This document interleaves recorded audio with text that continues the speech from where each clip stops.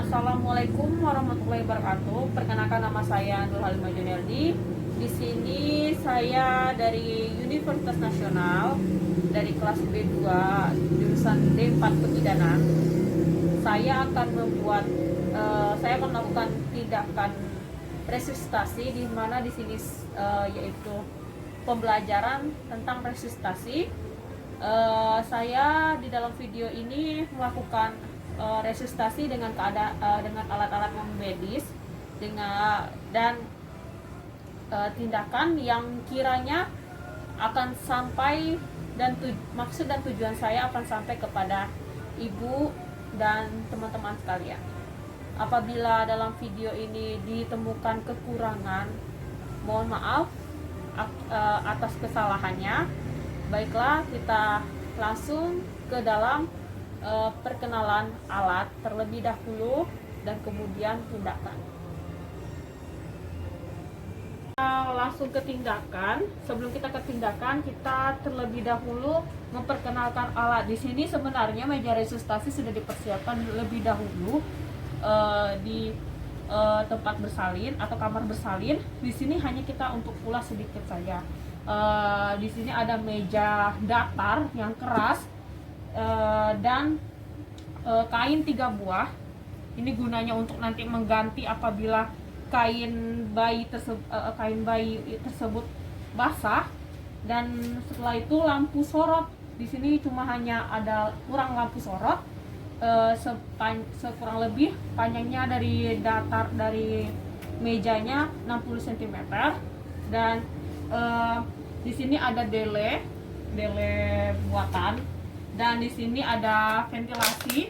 Nanti saya berikan gambaran yang sebenarnya. Dan di sini ada bengkok. Setelah itu kita langsung ke tindakan.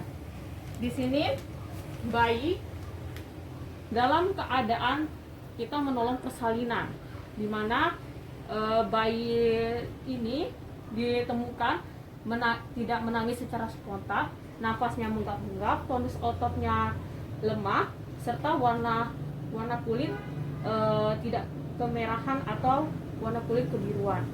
Langsung saja kita potong tali pusat dan kita beritahukan kepada ibu untuk kita lakukan resusitasi. Bu, saya akan memberikan resusitasi pada anak ibu. Kita pindahkan ke meja resusitasi, yang dimana lampu sorot sudah langsung menghadap ke bayi, serta kita berikan reposisi pada bayi tersebut, bayi ini, yaitu dengan kepala setengah ekstensi. Terus kita berikan sedikit bukaan pada bagian dadanya untuk kita lihat apakah dia dadanya bernafas spontan atau tidak. Setelah itu kita lakukan penghisapan lendir pada bagian mulut terlebih dahulu kurang lebih 5 cm. Setelah itu bagian hidung kurang lebih 3 cm. Setelah itu kita lakukan penilaian lagi apakah dia bernafas spontan atau tidak. Ternyata tidak. Kita lakukan rangsangan taktil, yaitu kita keringkan bagian kepala dengan sedikit memberi tekanan kepala hingga kaki, dan kita bersihkan bagian punggung sekalian untuk mengganti kain yang satunya lagi.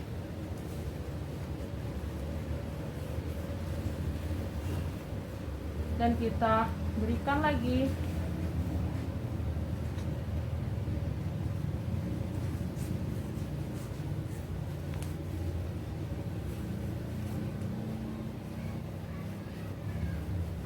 sehingga pada kaki, dan kita tutup lagi kembali bayi ini. Buang kain yang tadi di tempat sampah yang sudah disediakan atau di keranjang kain basah. Setelah itu kita tepuk-tepuk terlebih dahulu di bagian kakinya serta tangannya. Kemudian kita tutup kembali agar bayi tetap merasa kehangatan. Kemudian kita nilai lagi kembali apakah bayi bernapas semprotan atau tidak. Ternyata ditemukan bayi tidak bernapas semprotan. Kita langsung tindakan ke ventilasi. Sebelum itu kita cek dulu apakah ventilasi ini apakah VTP ini bisa baik atau tidak, dengan cara apakah ada di saat ditekan apakah keluar angin dan tidak bocor. Dan kita lakukan kita langsungkan ke wajah, ke mulut bayi dengan terlebih dahulu dagu, mulut dan hidung tertutup secara sempurna. Kedua tangan, jempol dan telunjuk serta atau jari tengah menutup sebagian sungkup, daerah sungkup serta jari manis dan kelingking.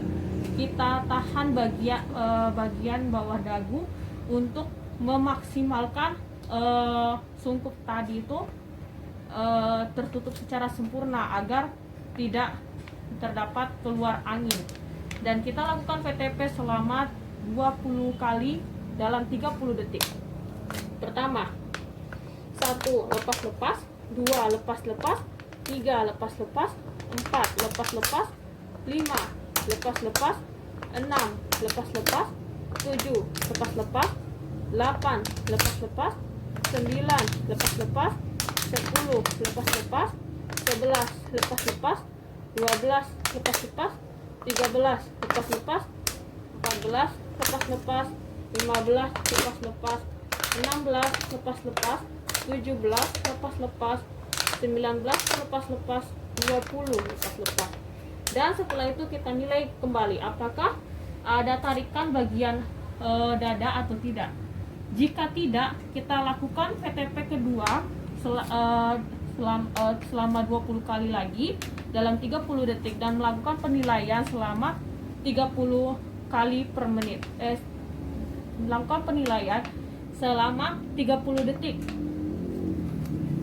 1, 2, lepas-lepas, 3, lepas-lepas, 4, lepas-lepas, 5, lepas-lepas, 6, lepas-lepas, 7, lepas-lepas, 8, lepas-lepas, 9, lepas-lepas, 10, lepas-lepas, 11, lepas-lepas, 12, lepas-lepas, 13, lepas-lepas, 14, lepas-lepas, 15, lepas-lepas, 16, lepas-lepas, 17, lepas-lepas, 18, lepas-lepas, 19, lepas-lepas, 20, lepas-lepas. Setelah itu kita lakukan penilaian.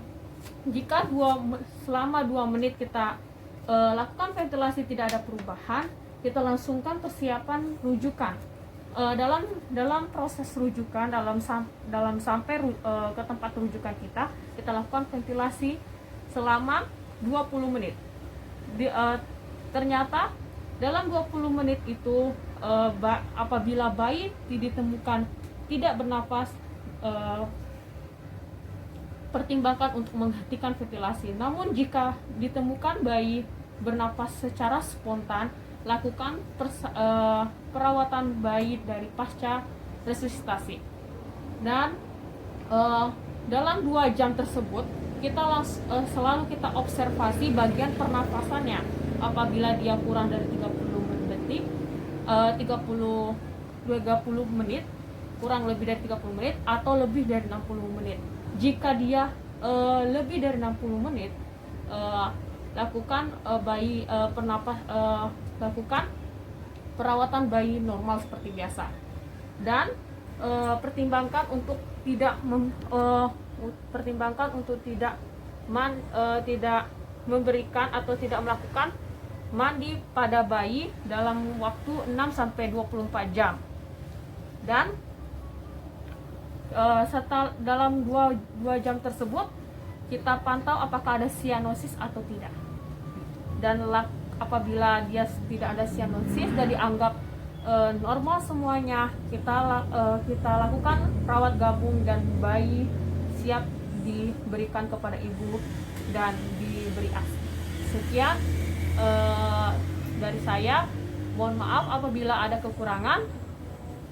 Wassalamualaikum warahmatullahi wabarakatuh.